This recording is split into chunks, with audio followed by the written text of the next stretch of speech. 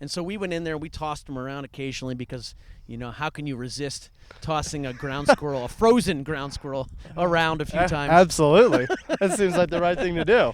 Well, welcome back, everyone. Today I am very honored to be joined by Will Boyd. Will, thank you for joining me. Happy to be here, Jackson. Thanks for having me. Yeah, my pleasure. So, quick introduction on you. You got MS from the University of Idaho. You've done field work for North Carolina State University as well as Wisconsin Stevens Point. And you've done data collection and laboratory technician for the Smithsonian, which everybody knows. You were an education director at the Friends of the Clearwater, which I'm not entirely sure what that is. Yeah, we'll talk about them. Yeah, and then you were instructor of the U.S. Aid Seed program at the U of I, and you are a 4-H science program specialist, and you work at the University of Idaho Extension in robotics. Yeah. So there we go, a lot on your plate. And on top of that, you're a husband and a father. Yes. And you're an instructor at Veritas University. You were my biology teacher at Logos. And two of your siblings. I know, which was fun. And then overall just a science education consultant, because why not at that point? There you go. It feels fitting that we're out in the field. It does. It's a spring feels like day. the right place. It's beautiful. The Savannah sparrows are singing. Is that so what I'm those happy are? to be here. That's that lispy one behind you. Okay. That you'll hear chime in every once in a while. Okay, good to know. So were you always interested in biology? I think so. I was always interested in God's creation. We grew up on a little hobby farm at the West Virginia state line. And so was exposed to a lot of cool creatures at a young age, goats and pigs and dogs. And I remember, it's hard to know if the stories when you were really little are from your parents telling you or if you actually remember them. But I remember one of my first memories. What my mom's she's gonna get after me for this. I'm a triplet, so there were three of us, the same age, 2 minutes apart, and we were on a big front porch, zooming up and down the porch on our tricycles. My Aunt Glenda is all in a tizzy, we're gonna kill ourselves. My mom wasn't concerned. And then I pulled up to the edge of the porch on my tricycle, came to a stop, and I looked in the grass, and it looked to me like a big black hose kind of sprawling out over the lawn, and then it started moving.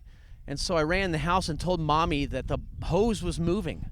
And, that provoked a reaction, and she came out with the garden hoe and dispatched the black rat snake. Yes.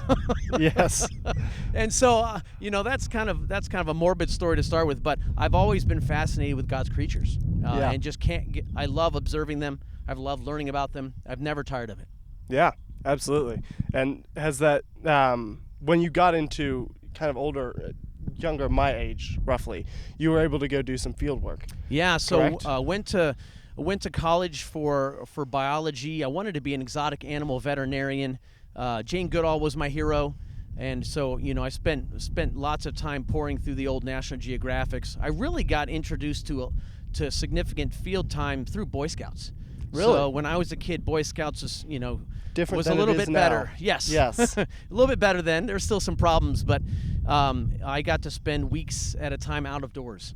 And I thrived in that environment. I loved it. And so when I had the chance to pursue studying creatures in college, I took advantage of that right away and got introduced to a project my freshman year studying the 13-line ground squirrel. My advisor was studying hibernation physiology. So what happens to a creature leading up to and during hibernation and as they come out of it? What happens to their heart rate? What happens to their metabolism? How can they survive this crazy change? What does happen? So with 13-line ground squirrels, they are true hibernators. They are found kind of across the north and central part of the U.S. Okay. And they live on golf courses. You can find them everywhere. Yeah. Those are the ones on the U of I. Yeah, so similar species to the ones here, right? And so they go into a deep hibernation. They burrow down several feet into the ground, and their metabolism changes, and it's triggered by changes in daylight. As the daylight decreases and the temperatures decrease, their metabolism starts to slow down. And it slows down so much, we're talking just a few beats per minute for heart rate in deep hibernation. We brought them into the lab and put them in a fridge and induced hibernation in them, and they stayed in that fridge for 3 months. And so we went in there, we tossed them around occasionally because, how can you resist tossing a ground squirrel, a frozen ground squirrel, around a few times? Absolutely. That seems like the right thing to do. So their cells release excess water, and so the cell sugar content's really high, and so the cells themselves don't freeze, but the spaces around the cells freeze. Interesting. And so they actually do freeze and come back to life. Really? Which That's is wild. miraculous. Yeah. So they're true hibernators. They are true hibernators. Is there a false hibernator? Yeah, so there's a lot of shades of hibernation. So bears, I would say, are a little more of a kind of less intense hibernation, where they'll get up every once in a while, get out of the den, go to the bathroom, and head back to bed. So that's more like estivation. Yeah. And so there's kind of a continuum of hibernation. Yeah. I wish I only had to go to the bathroom like once every month or so. That'd be really handy. But unfortunately, I I'm wish not a I'd get to bear. hibernate in the winter. I know that'd also kind of be nice. I kind of get where they're coming from. But where have you've traveled around with Traveled around with a fair field work, bit. correct? Yeah, so in college, I would just look for opportunities to have internships in interesting places. And so I did several field stints in remote Alaska, the Bering, and on the North Slope in the Arctic. I spent a semester in the South Pacific as a study abroad student in Australia and Fiji and New Zealand. Very different climates. Oh, very different. Australasia is just remarkable. Yeah. I really hope to get back there one of these days. Yeah. Yeah. But most of my field work in remote Alaska and the continental U.S. So what were you doing there? On the North Slope of Alaska, I was a seasonal biology tech, and my job was to find loon nests and shorebird nests. And there's a neat husband and wife couple out of Boise, John Bart and Susan Ernst, and they'd been studying loons and swans up there for about 12 years. So if you go to Prudhoe Bay, where the pipeline begins, and you hang a left and go about 2 hours by helicopter, you get to the Colville River Delta. And that's where our camp was. And so they set a Connex unit up there that stays there permanently, and then they wait for the snow to melt, and they go up there to continue their field season of studying swan and loon success. Okay. So are the swans and loon, how's their population doing over time was the main goal of that project. Yeah, and what's the importance of that? It's a good, so wildlife management, the way, or at least the scale at which you study creatures is the population level. And so you find a place where a certain creature you're interested in lives, let's say tundra swans. And you find a place where there's a lot of tundra swans, and you monitor them from year to year, and based on how many eggs are laid, how many chicks hatch, how many chicks fledge, and how many birds come back the next year, you can get a good sense for how the population is doing over time. Okay. And that gives, as a steward, that's important information. Yes, it is. And what were you doing in Australia and Fiji? In Australia, I was a student, but I did get to help out at a local marsupial fauna park, which was part of Macquarie University. That's fun. And so I'd hike across campus to the marsupial fauna park, and they had a variety of wallabies and kangaroos and brush-tailed possums on site there that they are doing. It's more of a captive kind of research program where they were taking data on these species that were captive, and the hopes being to just kind of help their populations in the wild over time. Yeah. So we took blood samples, and some of those big red and gray kangaroos, they're intimidating. Yeah, I've seen videos of like them standing up and They they're puff huge. their chests out. Yeah.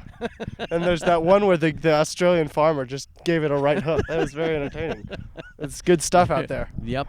You got to do something when you're in Australia. That's right. But travel's pretty awesome, as Yes, I'm sure you know. absolutely. What were some of the benefits you saw from travel down the road that you didn't really think of or see at the moment? That's a great question, and we talked about this a little bit the other day since you've been traveling a bit and now you're back. Yes. I remember going to the South Pacific, and like you, I would say going there wasn't so much of a shock because you kind of expect things to be different. But coming back, I was gone for 6 months, and all of a sudden you're a citizen of the world. I love the United States. I'm happy to be a U.S. citizen, but all of a sudden your perspective on the world is a lot larger. You get to know people who live in different places, and they can't help but see and do life a little bit differently. And to me, that's just the Lord loves diversity. Yes, He does. In the biblical sense. He loves a diversity of creatures. He loves a diversity of cultures and races and people. And so I really enjoy getting to know folks in that part of the world, and then coming back and thinking, okay, we're a part of something much larger. Right. And I think that's healthy for any young adult, especially to visit the third world in particular, which I got to do in Fiji, because it also gives you a sense for how blessed we are. Absolutely. And it also gives you a sense for maybe where there are some needs that you might be interested in helping meet if you have that missionary mindset. Yeah. Or that opportunity. Yeah, absolutely. Is Fiji your favorite place you've been? I think so. I really want to get the missus to Fiji with me sometime here in the next decade. I got to stay with a family in the capital city there, and they were just gracious. One thing I noticed also in the third world, the people don't have much, but they're willing to give you everything they have. So much nicer than Americans. Oh, I mean, you had to fight to not. We went to this remote village in Fiji for 3 days. Each student stayed with a family. Corrugated tin huts, dirt floor, and they wanted me to sleep on their bed. And they would sleep on the dirt floor. Yeah. And they were willing and wanted me to enjoy their hospitality. It was humbling. It was very, very selfless culture. Yep. Is what I found. Yeah. So we'll kind of move on to biblical questions. Okay. So, what is the importance of, because kind of the sciences have somewhat been overwhelmed by atheists as a general rule, and the Bible has kind of been left out as if they're two separate studies, as if they're not correlated at all. Mm-hmm. So what is the importance of the Bible in studying science?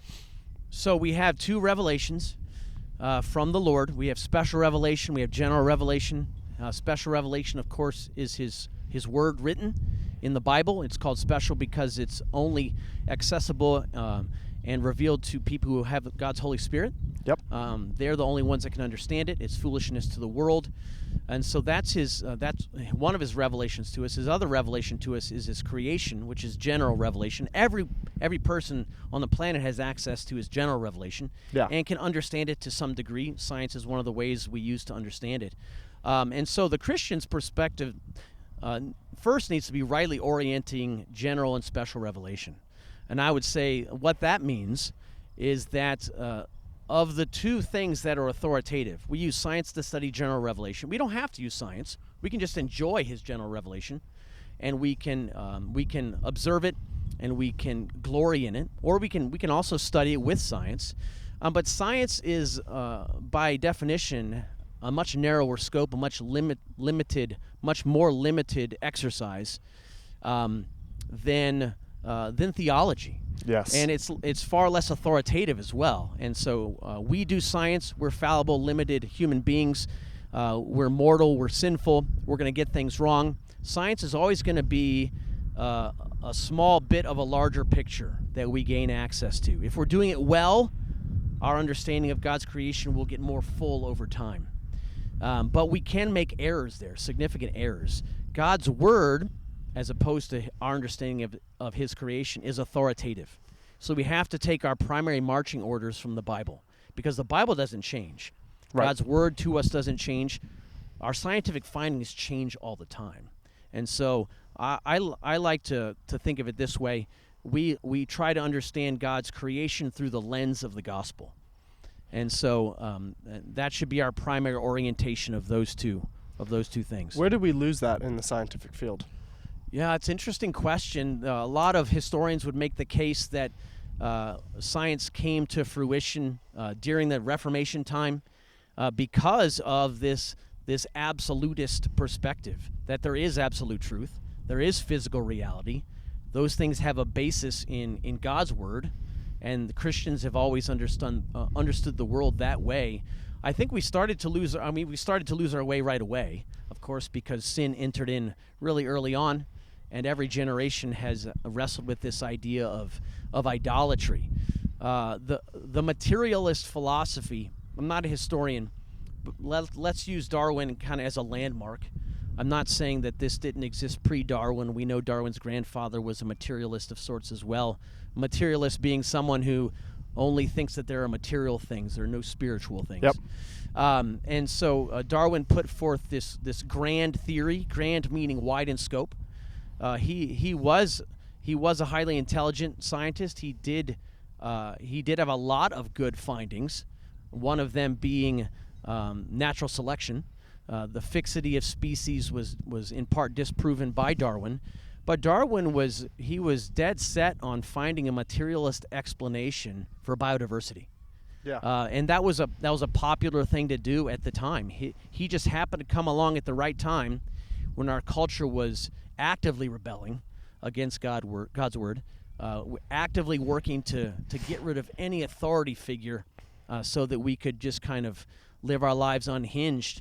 And so his theory came along at a timely point in history, and so people bought into it. Yeah. Here, finally, we have a materialist explanation for biodiversity. Yeah. And the public was really more accepting of it than his peers were.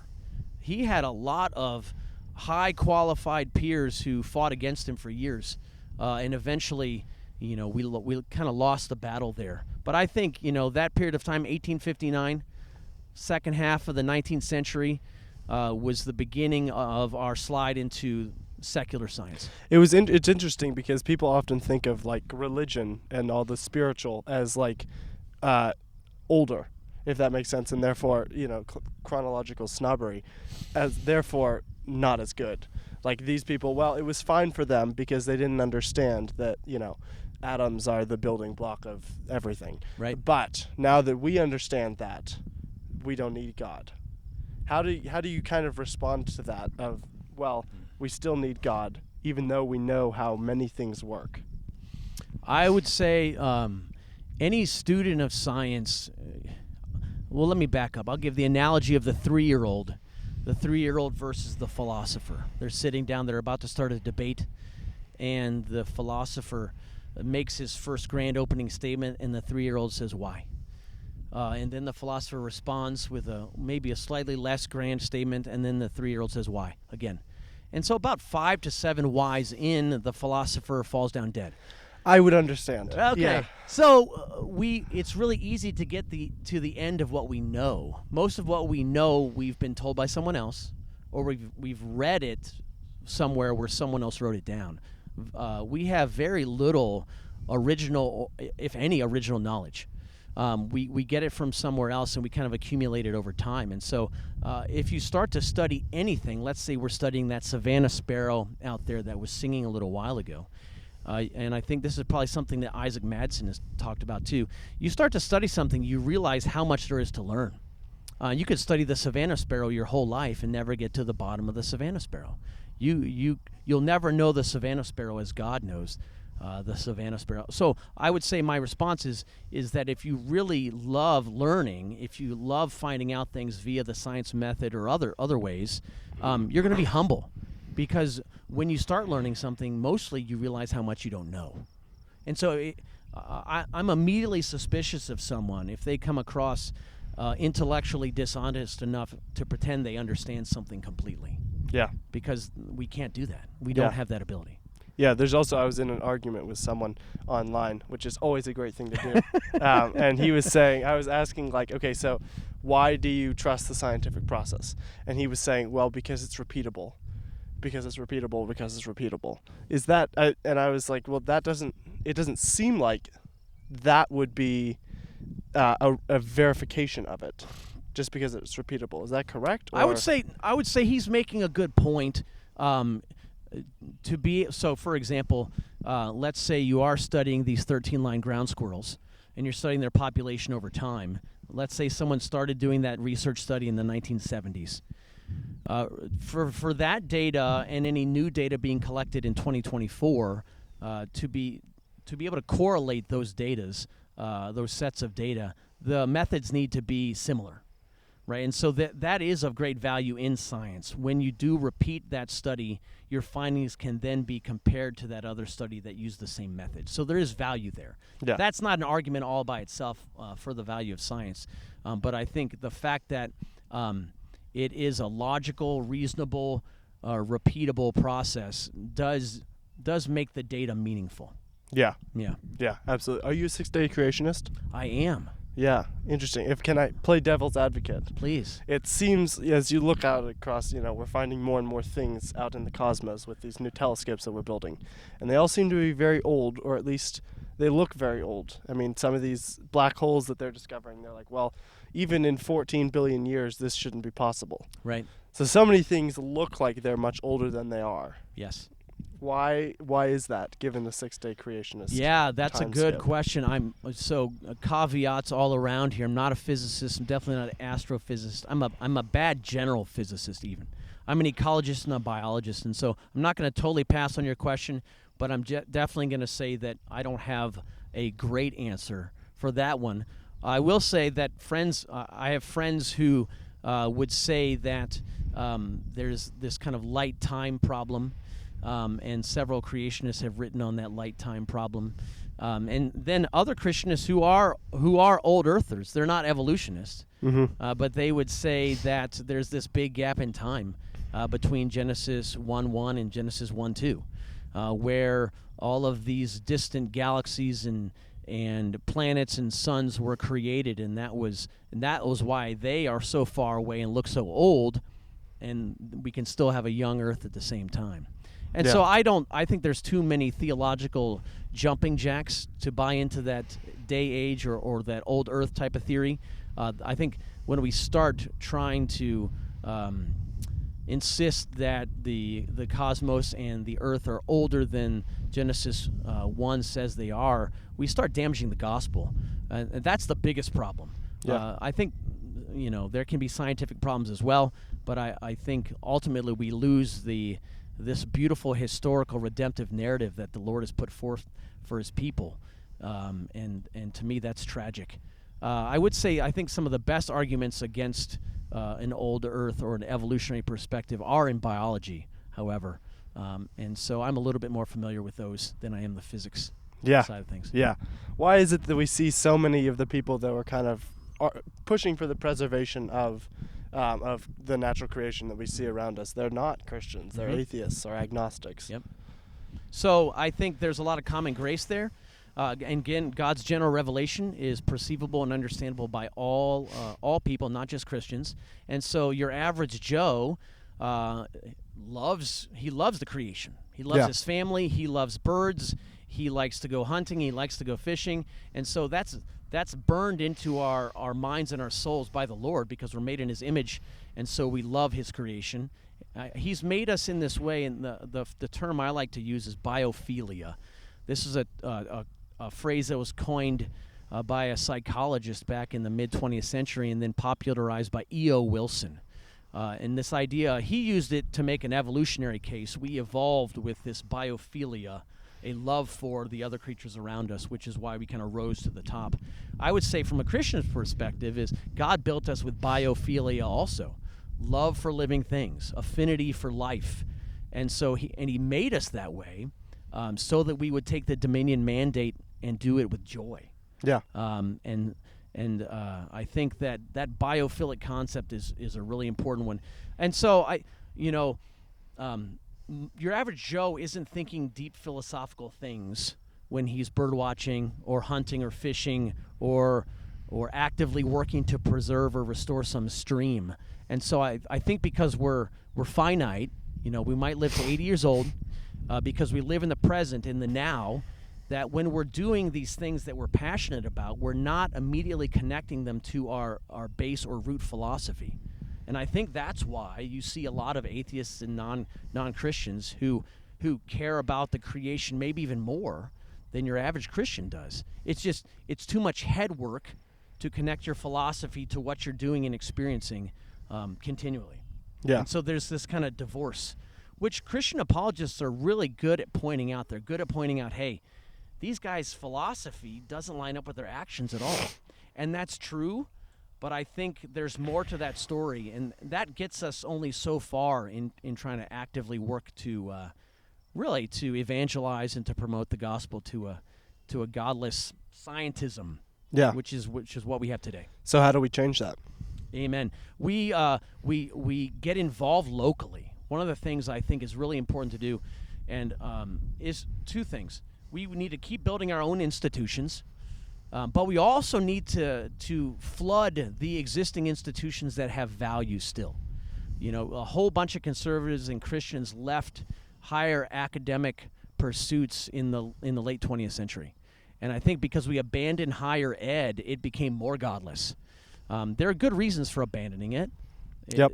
But I think we need to stay engaged and involved in our local communities, joining organizations that are doing stewardship work, and then making friends with the folks, and then preaching the truth when we have the opportunity. And so we need to get out there and learn about the place we live in and take ownership of it. Yeah, absolutely. What's the right way for a Christian to fight for the preservation of creation? Oh, this is a hard one. There's a lot of different opinions on this topic. And there are a lot of folks with different political philosophies. And one of the principles that I think is most important is and I've learned this over a period of years where I would say if you asked me this 20 years ago, I'd have a very different opinion. I was also a theistic evolutionist at the time. And so that opinion's necessarily changed. I think we need to make sure that we're not trying to restrict another individual's freedom. Right? If our method of trying to protect this bird species that lives in that stream over there is to pass a bill at City Hall that restricts the landowner's access to the stream, that's not necessarily the best way to go about doing it. Yeah. I'd say go get to know the landowner. I'd say start taking care of that stream. Start things at the grassroots level. And if it's required to take some type of policy or legal position, to do so very carefully. Right. Because at the end of the day, we want to be stewards we want to be doing it freely. We don't want to have to be coerced to do it. And that's difficult to sort out today because we have so many existing policies and legislations that are already compelling landowners and federal land managers to take care of creation. It's difficult to sort out. I think we do need some bedrock conservation policies and rules because when you have a diverse ownership of lands, it can be very difficult to make sure that if you're downstream, that your water's not being fouled by someone upstream. Yeah. So we do need some standard to follow. Right. And I think the trick is who enforces that. Yeah, that's exactly right. How much should humans influence the play of nature? Like, how much should they have their hand in it, kind of moving things around? And how much should we just let it kind of flow? That's good. I would use dams and hydroelectric power as maybe a case study for this. A student who's a friend of mine, he was a student at New St. Andrews College a few years back. He did a research paper on the Christians' view of dams. And we live in an era where the Army Corps of Engineers that spent, the 20th century damming rivers, they're now going in and removing these dams. Like, whoops, sorry. For several reasons, yeah. So some of the reasons are the dams aren't functional anymore, and so they need to come out. They're not giving us any benefit. Yep. They silt in over time and start to lose some of that water flow, which might give hydroelectric power. Silt in meaning? Meaning the dams are a big concrete block in the river where any sediment coming downstream stops. And so eventually that sediment level gets so high that the dam can be compromised. And so dams are a helpful case study because some are very useful. They generate hydroelectric power. They provide some type of recreational use, but some are not so useful. And I think when a company decides to do some type of big development project on the landscape, they should really study the landscape well, and they should think about what the time frame of their project is going to be.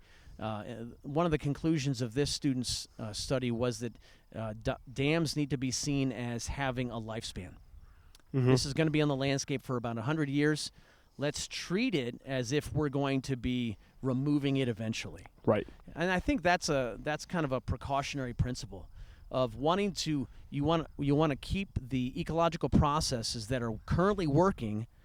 You want to keep them working even after your development project has been put in place. Another example, there's a couple of big luxury home developers in the southeastern United States. They're currently working south of Orlando And as you know, Florida is just one big wet place with lots of lakes and swamps and, Yes, it and is. rivers. And so they purchased about 20,000 acres to build these luxury homes. They're keeping 10,000 acres intact and leaving it alone. And those are going to be wetlands so that when they build houses and they build roads, that water has somewhere to go. And so in Florida, you have to always be thinking about, okay, where's the water going to go? Yeah. I would give that as another example of a wiser type of development project. Partly because, like, if you don't think about where it's going to go, it's going to come to your house. Right. Like, it's going to go somewhere. It will show up eventually. Yep. But it's nice to be able to tell it where to go. It often feels like, well, I've heard people say often that we owe everything to nature. To what extent is that true, and to what extent is that kind of an overreaction? So God's provision to us, His physical creation, is a complex provision. He's built this system so well. We have a water cycle, we have a CO2 or a carbon cycle, we have all these other beautiful cycles without beginning or end. Yeah. That provide for all of our needs physically, right? And so He's built these systems to provide for us well, and they do so. But that's because He built them well. So we can't praise this nature or thank the universe for providing us with this rich, complex creation. It's so. If you were to study the cell, if you're to study a pond, if you're to study anything in depth, you're eventually going to get to this point where you can't credit some natural process with this phenomenon's existence. Yeah. And so I would say we are very grateful, and we should be very grateful for God's complex provision. But at the end of the day, the fact that our planet is hanging in the universe a certain distance from the sun, a certain distance from the other planets, the gas giants, Mars, that can't just happen without incredible direction. We have a privileged planet. A really great book by Guillermo Gonzalez and Jay Richards 20 years ago is called The Privileged Planet, and they put together all these factors that are required for the Earth to have water. And if you were to line up all those factors, it's called the Drake equation. If you were to run the Drake equation out and maybe take a mere 20 factors that had to be perfect for the Earth to have water in all three phases, and not only in all three phases, but also in all three phases in quantity, if you run those numbers, the probability of that happening on its own is 1 times 10 with a triple-digit exponent. Good night. In other words, not going to happen. Yes. No investor is going to bank on that. Yep. So do people just assume that we were created as like kind of a byproduct of time and chance acting on matter as a result of ignorance? Or is it as a result of, like, I don't want to confront the fact that it might not be true? I think a little bit of both. I think when, let's say, some 15 or 16-year-old kid who's gone to government school his whole life and has heard this story his whole life, he just kind of buys it because of ignorance. He might not have ever heard a contrary story. But as we get older, I think it's, shaking your fist at God because you don't want Him there. Yeah. You don't want Him there. You don't want to have to submit. You don't want to have to be liable for your actions. And it's this kind of willing revolt. Absolutely. Yeah. Should we let species go extinct? I think, by and large, no. I think that we should, we're told in Genesis 1 that all these creatures were good after each day they were created. Mm-hmm. We are told in Genesis 1:28 that we are to take dominion and to subdue them, and to also, you could interpret a word there as refreshing of the creatures. We're also told after the flood, the Lord makes a covenant with the creatures. Yeah. And says that He'll never bring this type of tragedy on the earth again. And we see lots of other places. First Kings 4, Solomon spoke of plants and birds and fish.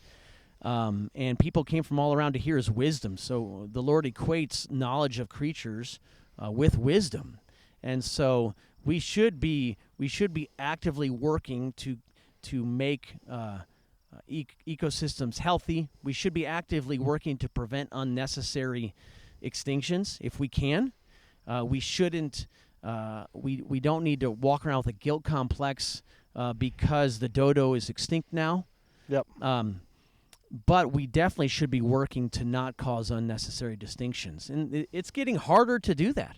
There are a lot of people on the landscape. The state of California is kind of epicenter for a lot of these things.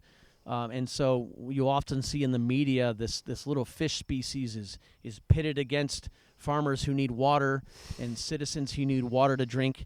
And those types of stories really oversimplify what's actually happening. And so I would say that subspecies, understanding creatures at the subspecies level, has shown us that, for example, if you were to take the willow flycatcher, little tiny songbird, goes out and catches insects, lands on a limb and eats them. The willow flycatcher is found across the continent, but there's a subspecies of willow flycatcher in Arizona called the southwest willow flycatcher. And because this subspecies has been designated as threatened or endangered, it's receiving a shocking amount of money and attention. Should we be callous to the southwestern willow flycatcher and just run amok with poor land management? No, but the willow flycatcher still exists, whether or not that smaller population of the willow flycatcher is doing well or not. Yeah, interesting. So I think that's when you start managing at the subpopulation level and considering them as important as a full species, I think that that's going a little bit too far. Yeah. Odd question based off importance. I would assume that humans are more important than all of nature. That's a pretty good assumption. Yeah. Yeah. Is that which ties back to what you were saying earlier. I was just thinking about this we don't necessarily owe things to nature. Right. We are called to tend to the garden. Yes. But it is not we're not in indentured servitude. That's exactly right. We are called to steward God's creation well. We're accountable to Him. Yeah. Right. We're not accountable to the moose or the wolf for our stewardship efforts at all. Yeah. And we have a unique position, and so there is kind of a cognitive dissonance there regarding the secular conservationist, where they're just, who are they doing this for? Why are they right? Why isn't the wolf taking dominion and caring for all of these ecosystems? Why isn't the moose doing it? Oh, it's us. We're privileged. We're special.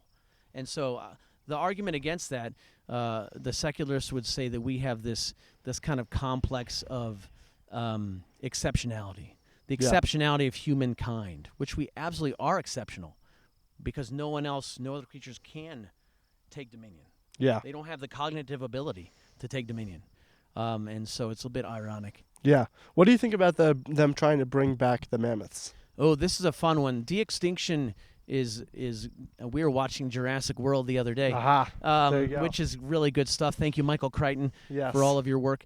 De-extinction is an interesting possibility.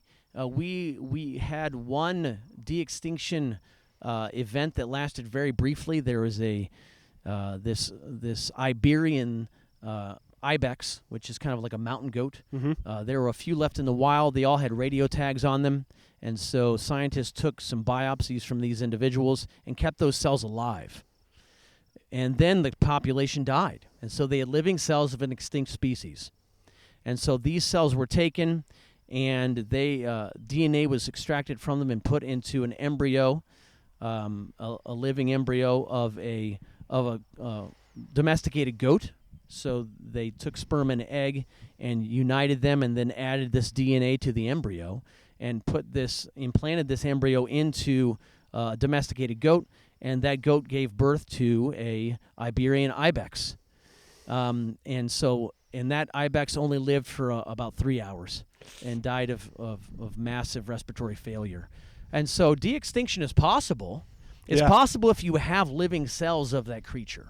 Yeah. Right. This is still a major impediment for mammoth Yep. de-extinction and for dinosaur de-extinction. And I kind of hope that stays that way. I don't know that I want a T-Rex wandering around. Right. I'm okay with not. But if we cause a recent extinction, like the ivory-billed woodpecker, Bachman's warbler, or some other creature, if we can do a de-extinction project, I think there's currently a sort of de-extinction project occurring with the American chestnut.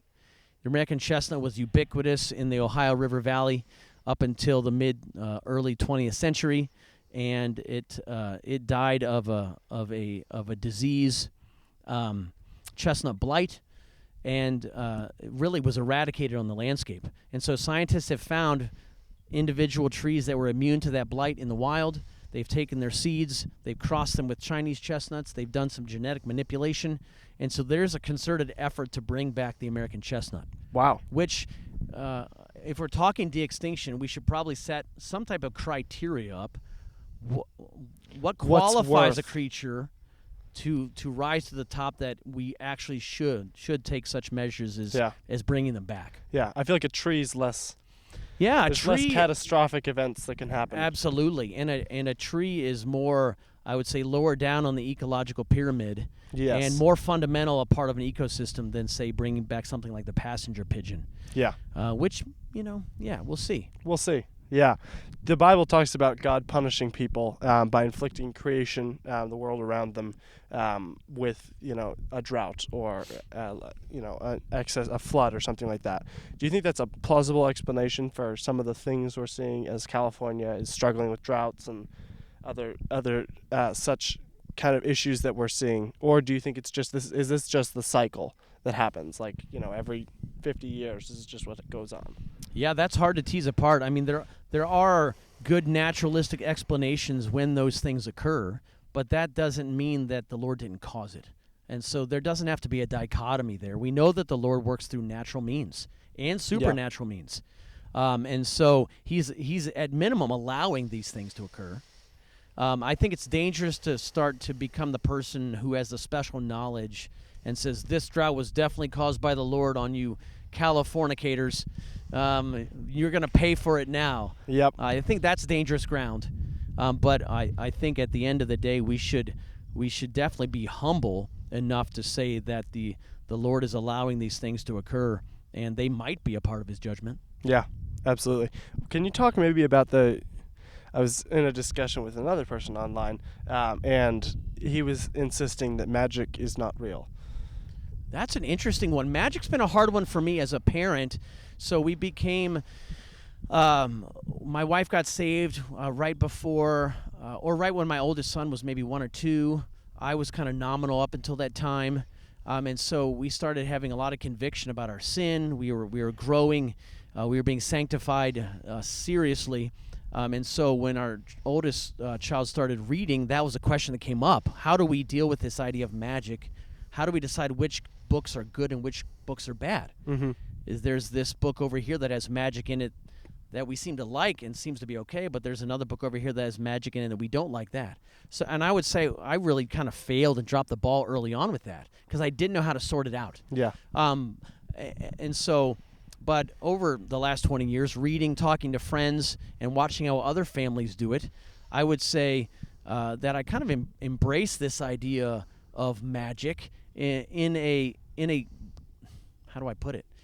As a Christian, because if you look around us, there are magical things, quote unquote, happening all the time. I think Nate Wilson is one of the best people to talk to about this kind of thing, is because he does an excellent job of describing what I would call natural processes. He describes them as magic. Yeah. Right. He talks about how the redwoods grow out of thin air and sunlight. Well, if you put it that way, that's pretty magical. Right, so yes, it is. These things that we can't do because we're created, not creator, and these things that we can't fully explain. We can say CO2 plus H2O plus gives us glucose and oxygen. We can say those things. We can understand processes at the molecular level, but we can't ever get to the base of them. And so I would say there's a lot of magic in nature.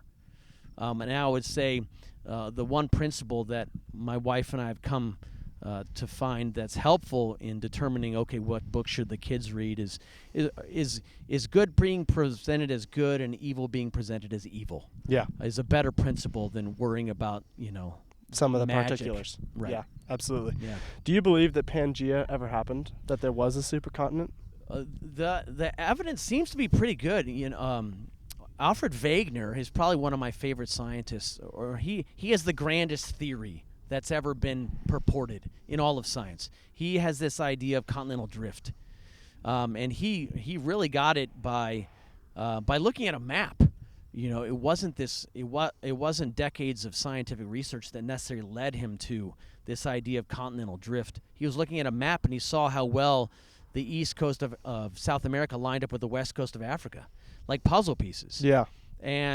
But lo and behold, when you study the east coast of South America and the west coast of Africa, you find similar plants, you find similar animals, you find similar geological strata, you find similar fossils, and that data has been compiled over time, and I think that's a pretty compelling case. That, along with our understanding of plates and plate boundaries, Yeah. and where we have the Ring of Fire, for example.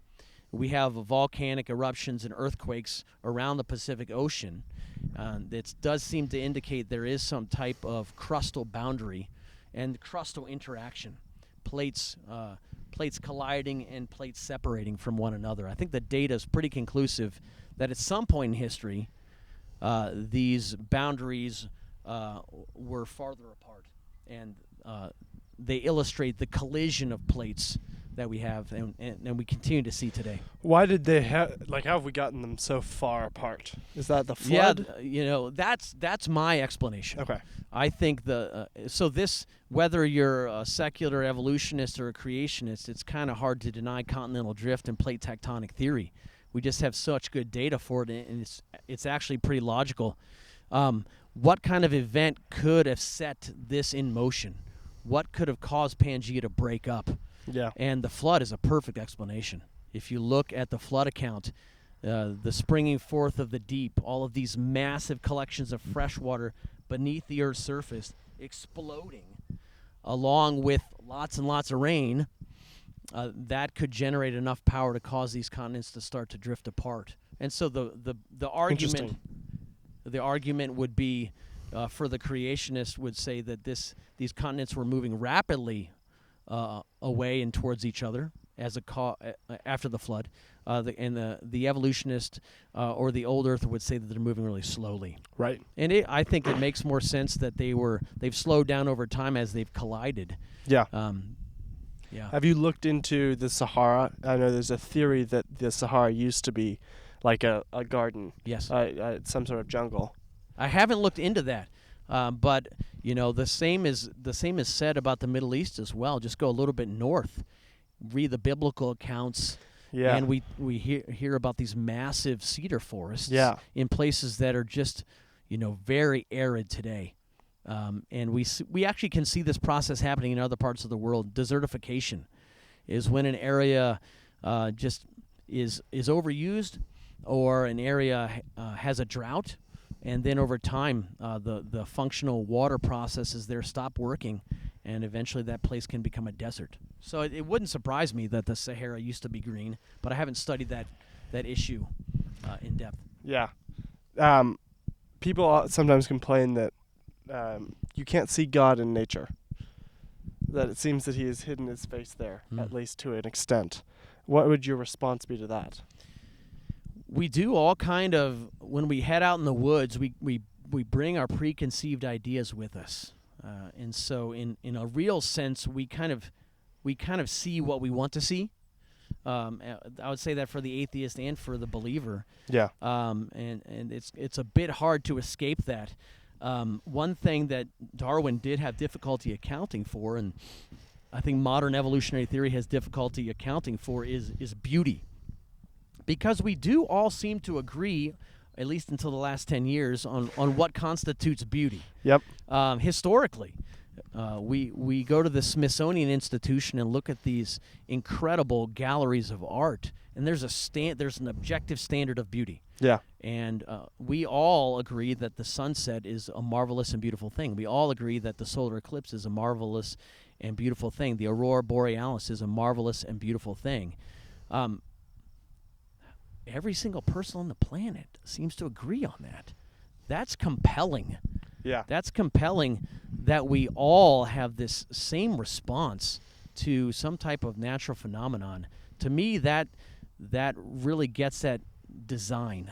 So we could have two inferences when we see, if we look at biodiversity, for example, we see all these disparate or similar creatures. We try to lump them into some taxonomy, and we can infer that they have a common descent from some common ancestor, or we can infer that they have some type of common designer. And I would say the evidence that we all find a sunset, the aurora borealis, and a solar eclipse beautiful, to me, the inference to the best explanation is that we have a common designer. Yeah. Seems like a good explanation to me. Yeah.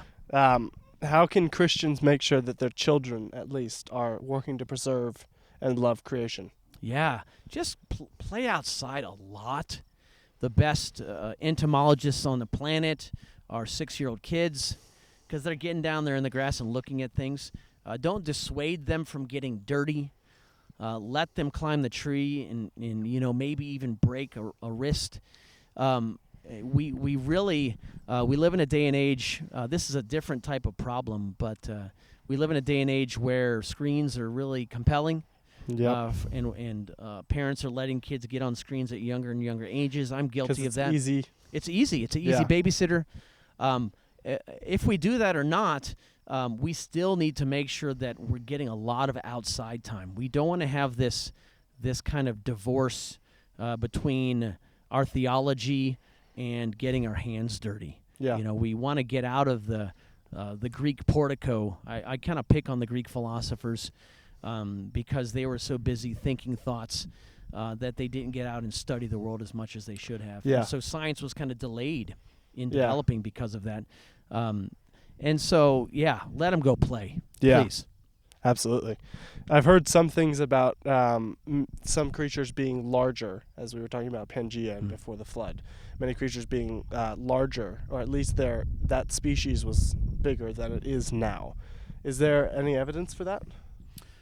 I think the idea there is that we have all these fossils of massive dinosaurs, like T-Rex and others, but there aren't anything similar to them today or in the last few hundred years. And so I think the theory is that those populations of creatures just didn't rebound post-flood, which seems reasonable. I don't know how much actual supportive evidence there is for that, but it seems like a reasonable explanation. Some species just didn't rebound. We know that the Lord, as my friend Gordon Wilson puts it, the Ark was the first major conservation legislation on the planet. Conserve everything, at least two of every kind. Yeah. And so, but there was some diversification between creation and the flood. Yes, there was. Natural selection was at play.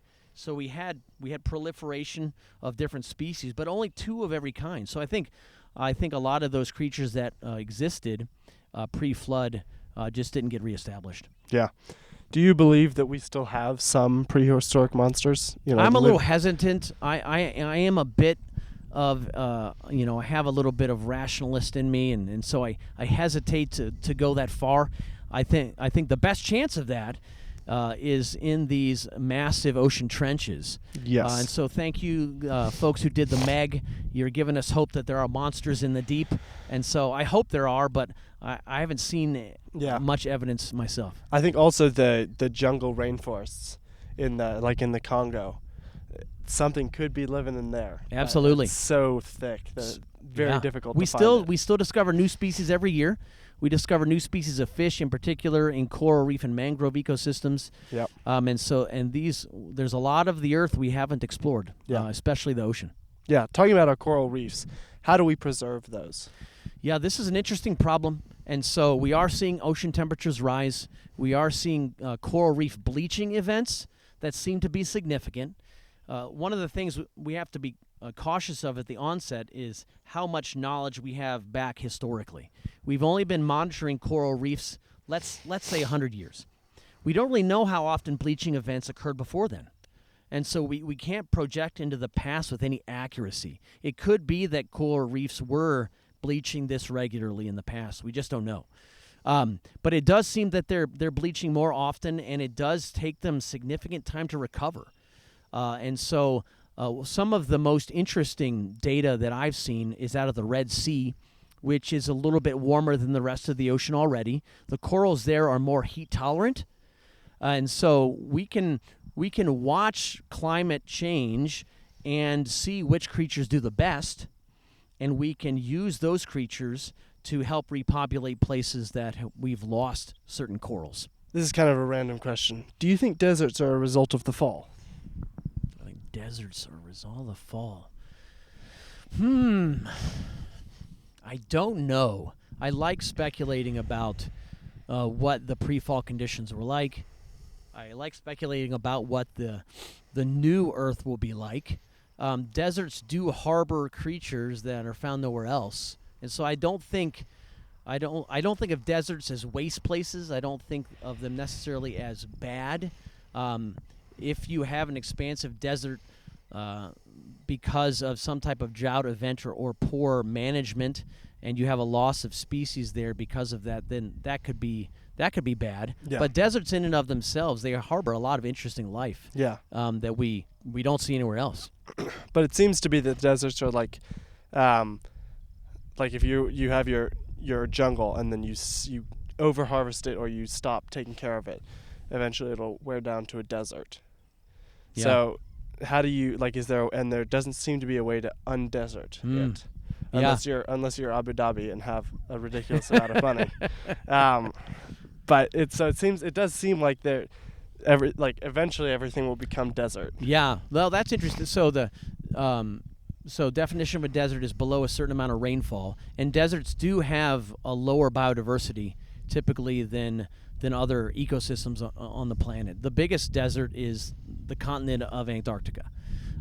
Just receives very little precipitation, and there is pretty low species diversity there. But the species that are there are pretty iconic. So, penguins kind of get a pass for. Yes, they do. That's a little bit of a different type of desert. I understand what you're saying, and what this gets at is managing forests well.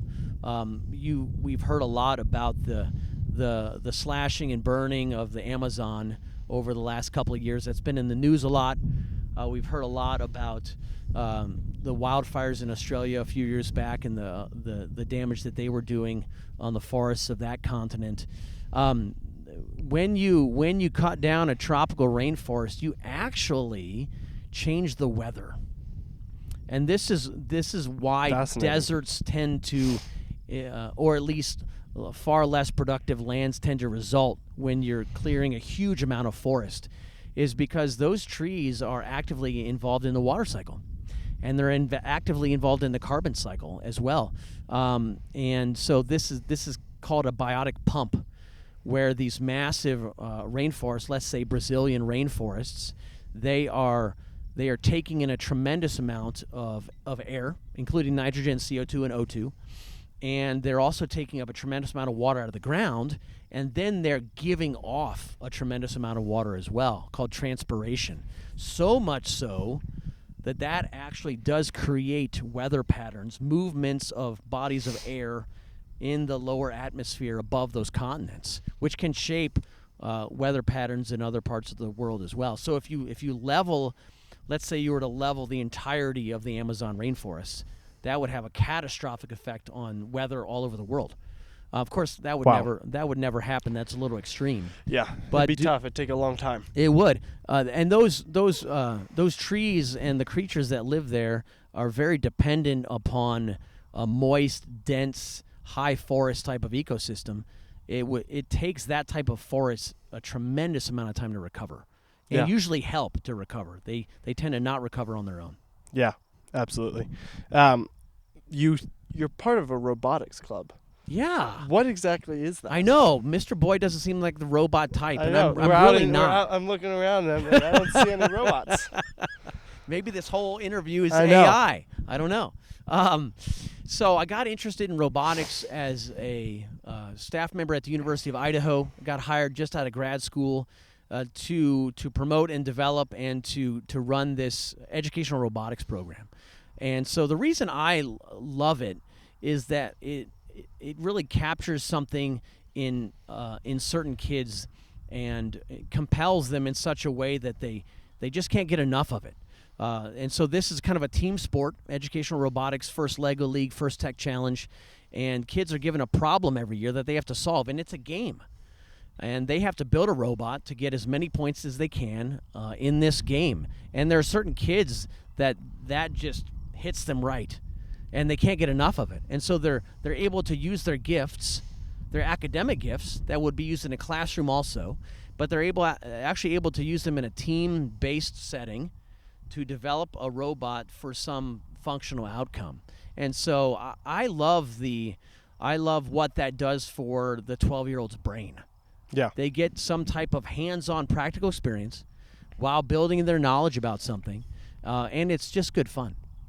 Yeah. Yeah. So the educational robotics program is basically a mechanism for learning that's outside of the classroom, and it's a team-based sport. A guy named Dean Kamen, who is an MIT guy, I think he invented the Segway, and has quite a few. Smart guy. Very smart guy. Yeah. He's big in prosthetics and lots of other types of development. He invented this with the goal of making STEM education a sport. And now it's in 50-some countries, and they have world championships, and the stands are packed. Wow. So he succeeded. Yeah. And I like it. I think it's an interesting way of taking dominion, right? And so you can take dominion by observing nature and kind of being passive and doing science in a passive way, or you can also take dominion in a manipulative way, where you're actually designing materials, building something useful, and doing it for some type of purpose. How much have you been involved with or at least how much have you studied and researched the development of AI? Not recently? At all. Okay. Nope. There we go. Trying to pretend it doesn't exist. Yes. Eventually it might, hello, here I am. I get it a lot. I see it a lot when I'm on LinkedIn. Yep. I see it a lot, actually, on my phone and in the browser now, too. It pops up whenever I have a question. But I'm trying to ignore it for the time being. Go away. Go away. Yeah. How much should we be focusing? There's a lot of companies that have been pushing, especially to make things green, to make them carbon neutral. To what extent is that a good move? I think trying to do things in an ecologically sustainable manner is good overall. I think we're obsessed with carbon, which is unfortunate. And I think the major reason that this carbon obsession is bad is for maybe a different reason than most folks think. I think it's ultimately a distraction from real stewardship projects that need to be undertaken. Because the world is obsessed with carbon, we kind of disengage from our local environment, and we're only worried now about our carbon footprint. We're only worried about the car we drive. And that's a distraction from actually, what is the state of the Palouse Prairie where you live? How is the Palouse Prairie doing? How are these species that live in this area doing? How's the water cycle doing? How safe is it to drink and swim in that creek over there? I think those are real issues. I think trying to control how much carbon we emit or consume is ultimately foolish. It kind of lines up with something that our pastor has said before. He talks about how joy needs to be a byproduct. It shouldn't be the goal. Or happiness shouldn't be the goal. If happiness is our goal, we're going to miss it every time. Yep. But if we're doing what we're supposed to and working hard, we will be happy. We will be joyful. I would say it's a similar thing here, where if we're trying to take care of our local creatures and our local habitats as well as we can, then ultimately we should not be concerned with trying to pump CO2 out of the atmosphere. And there are these massive facilities that are now being built. 3 have been built in the U.S. so far to suck CO2 out of the air. Why? To reduce how much carbon emissions we're producing. And it's so fruitless because we're sucking maybe 4 kilotons of carbon out of the atmosphere, while we're producing, something like 4 trillion tons annually. And so the dent it's making, we're actually doing more damage by building those facilities. If we'd have just not built those facilities, our atmosphere would be better off. Trying to manipulate the weather and the climate is absolute madness. I feel like most of the time when you try to manipulate the weather, it never ends it well. Yeah, I know there are some folks out there who are interested in seeding the clouds. Yeah. Maybe some small scale seeding of the clouds. Abu Dhabi. Yeah. Yep. But come on, you're trying to change our atmosphere in the name of carbon credits. That's just foolishness. Yeah. They're also trying to take out cows. They're trying to 3D. I saw something on LinkedIn, which is a fantastic place if you want to go and kind of lose yourself. Yeah. These people are 3D printing meat. Oh my goodness. Meat. So let's just take that little scenario and see how many things are wrong with it. First, these creatures are here for our benefit. Yep. We get milk and meat from them. So we're pretending And bones that's and not leather and we're engaging with the out of doors. We're out there milking a cow, slaughtering or butchering a beef cow, which is part of being human. This is what we do. We're acting like the cows themselves are inherently bad, which they're not. They produce methane when they leave a pie on the ground, absolutely. And methane is a greenhouse gas, and it traps heat way better than CO2, so methane is a thing.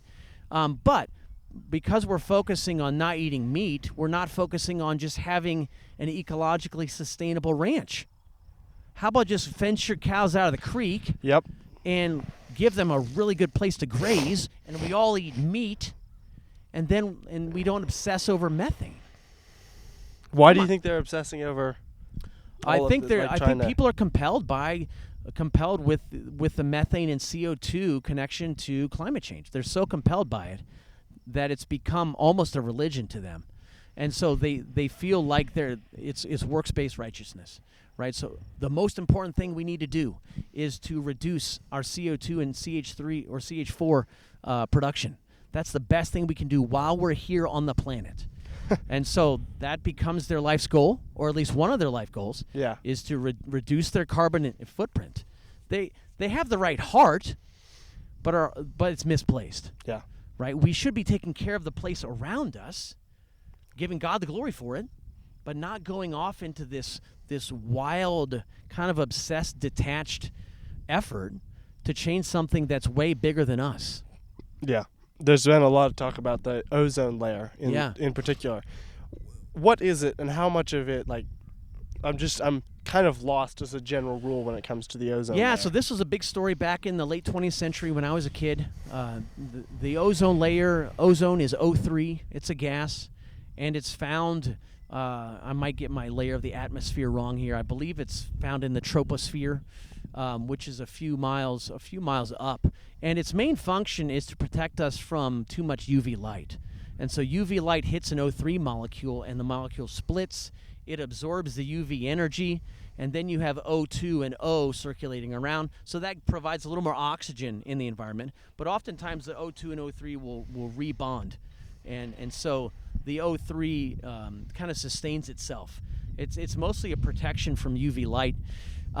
It also changes seasonally, and so we can map O3, we can map the ozone layer, and we can see that, for example, certain times a year there is a lack of O3 over certain parts of the world, and that changes seasonally. And so you might see an ozone hole at one part of the year, and then that hole closes at another part of the year. And so, when O3 isn't there, you are more prone to sunburn. You are more prone to overexposure leading to skin cancer. Okay. That was one of the big concerns. We were producing chemicals called fluorofluorocarbons, and some other chemicals that were, if you think like the 70s and 80s in hairspray, right? So spraying that hair, getting it all nice and stiff. The propellant that pushed the chemicals out of that bottle were often chlorofluorocarbons. Okay. And so there became basically a worldwide ban on those chemicals. It seems that the ozone hole has recovered since that ban, but it's not a one-to-one correlation. And so I haven't heard much lately about the ozone hole, or if people are concerned about it again. But that was our attempt to try to do something about this ozone problem in the late 20th century. Yeah. There's also been a big push to, like, as we deforest and we're making wood and we're mining and things like that, we're putting back the trees and things like that. Mr. Beast, that great scientist, Oh yeah, has planted 20 million trees or Yeah. whatever it is. How much of nature is there for us to to take? How much should we be mining out and kind of destroying little ecosystems for our benefit, and how much do we need to just leave that alone? Yeah, good question. I would say that places that have water should probably be the places we are most careful with, because we live on a water planet. We are creatures that need water. All living things need water. I think we should be especially careful when it comes to getting either destroying a wetland or in polluting a water source. We should be especially careful. I think we still, of course, need mining, but we also need it done in such a way that these areas can be reclaimed. That's just difficult to do. Yeah. The mining process almost always leaves some type of waste that's hazardous, and so learning how to use that spent or that waste material, I think, is something that we need to do a lot more research in. I've heard of some recent developments at the Idaho National Lab and other nuclear facilities that are taking our spent fuel and actually extracting more energy out of it, which we couldn't do 50 years ago. I think we should be doing something similar when a mining operation finishes its project. Yeah. What is Friends of the Clearwater? Friends of the Clearwater is a local conservation group, a public lands advocacy group here in Moscow, Idaho, that started in 1987. I became their education director in 2004 and built that program from part-time to full-time over my tenure. And their main objective is to really to watchdog the federal public lands on the Clearwater River. And so Idaho, as folks might know, is one of those states in the West where the majority of the lands are in federal land management. I think about 2/3. The only state with more in the lower 48 is Nevada. And so there's a lot of federal public land here. Most Westerners love that because it means we have places to hunt and fish and camp, and we tend to do a lot of that here. We're blessed with a lot of intact ecosystems still. Since the feds have management oversight on these lands, they're responsible for making sure that any development that's done on them is done in such a way that it follows conservation legislation. Yeah. So the Clean Water Act, the Clean Air Act, the Endangered Species Act, all those things. So Friends of the Clearwater basically monitors projects on the forest to make sure that when logging is done, when road building is done, when some other project is done, that they're following the guidelines that they're supposed to be following. Yeah. Yeah. I went on your LinkedIn while researching, and Yeah. quote, you performed radioimmunology research on female giant eland to elucidate peak of estrus cycle to improve captive breeding success. What does that mean? It's a lot of big words there. There's so many words Yeah. that don't make sense and are hard to pronounce. This was probably the most intense science project I ever got to be involved in. It was one of my 2 summers with the Smithsonian. When I was in college, I had a summer internship at their Conservation Biology Institute. And what they do, one of the things they do there is they research breeding endangered species. And so, for example, the giant eland, which is a sub-Saharan Africa type of antelope. So think elk but bigger, similar family of creatures, the giant eland. And they are increasingly rare in the wild. But as you know, lots of zoos keep some of these rare species. Yep. And so, in fact, some creatures, there are more animals in the zoo than in the wild, like the white rhinoceros. But these giant eland, so they have a study, really easy access to research because these are captive animals. And one of the things this facility does is it researches how to best bolster that population in case reintroduction of those creatures needs to occur. So if the giant eland goes extinct in the wild, what can we do in zoos and in these parks to produce as many giant eland as possible So we can ship them back out. so we can eventually put them out there when the ecosystem is ready for them. And so one of the things you do is you research the estrus cycle of a mammal, estrus cycle being the cycle of egg production and ovulation. And so we got fecal samples, poop samples, from dozens of giant eland all across America, shipped to this facility, and my job was to process them in the lab.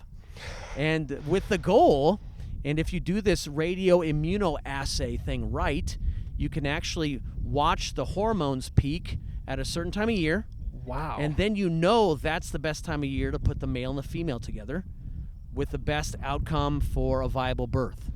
That's crazy. Which is just amazing stuff. That's nuts. The amount of dominion taking in that project is fabulous. Yeah. You're doing it at the cellular level. You're doing it at the nuclear radioactive level. You're doing it at the population level. So we'd add radioactive tritium, which is H3, radioactive form of hydrogen. We'd add tritium to these vials of poop that had been dissolved, and that tritium binds to a certain hormone. And you can put that into a machine that tells you how much hormone is in that sample, which is just nuclear radiation has a lot of practical applications out there. That's nuts. Yeah. Yeah.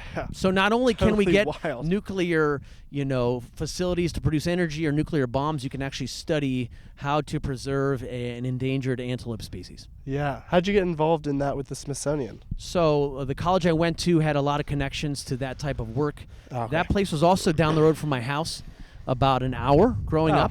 And so I'd visited there before. Yeah. And so I had a little bit of an inside connection.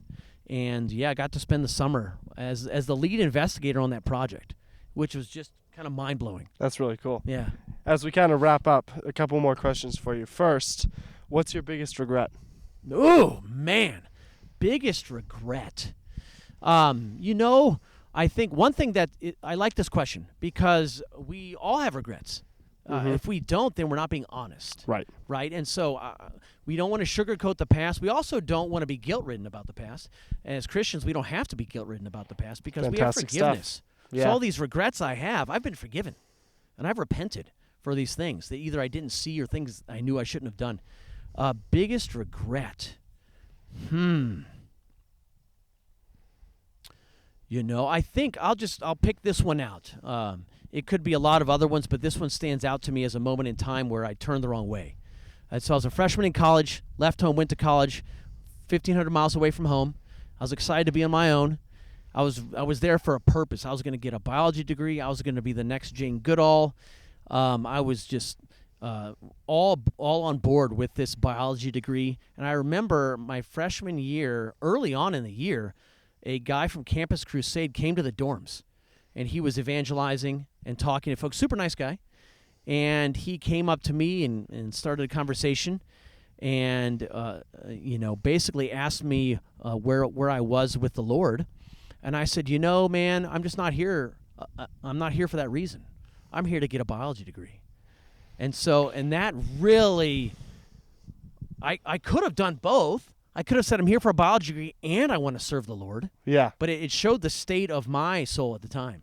And my priorities were not in line with God's. Not that earning a biology degree was against his will, but I was doing it and kind of doing it on my own, separate from his will. Yeah, absolutely. Yeah. And so watching the next 5 years of college and some of my behavior and decision making definitely reflective of that point in time. Because did you grow up nominally Christian? I grew up as in the Methodist church. Okay. My grandfather was a Methodist preacher, my dad's dad, and so I was baptized as an infant in the Methodist church. Went to church growing up, and read the Bible and prayed a lot. But there was definitely a kind of a detachment from Sunday and the rest of the week. Yeah. And so I kind of started living a double life. Yeah. In high school, and gave God and my parents lip service, and then went and did whatever I wanted. Yeah. In an unrepentant fashion. What's your biggest piece of advice to anyone watching? Biggest piece of advice, I would say, seek and serve the Lord early on in your life, and just humbly submit to Him early.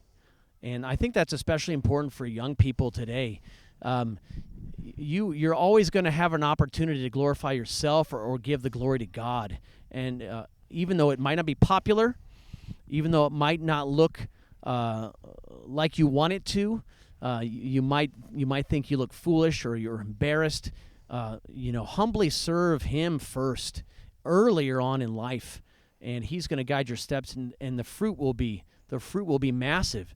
It might not be the fruit the next day that you want, but God's going to honor that, and you're gonna glorify Him for more years. And so, how do you beat that? Yeah, you can't. Amen. Where can people find you online?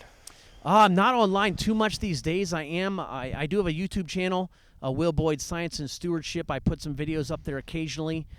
You can find me on LinkedIn as well, and please shoot a message over if you're interested in chatting about anything sciencey or conservation-y. I'd love to engage with you. Yeah, there you go. I'll put links in the description. Thank you for Awesome. coming on the show. Thanks, it's been Jackson. great having you. Good to see you, sir. Yeah, you as well. See you guys. Out a little,